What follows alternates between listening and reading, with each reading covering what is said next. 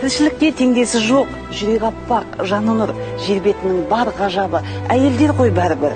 Біздер үшін өлді қанша, ақ гүл, қызыл, сары гүл, себебі біз жер бетінде ең сұлумыз бәрібір.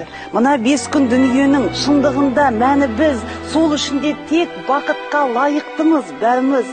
Әйелдерді бағала сен, пәк көңілін кірлетпе, әйел қызың, әйел анаң, лайықты ол құрметке.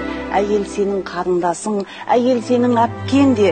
Ей, ер жігіт, жұбата біл, ол мұңайған сәттерде. Әйелдерді қуантудың қиын емес жолдары.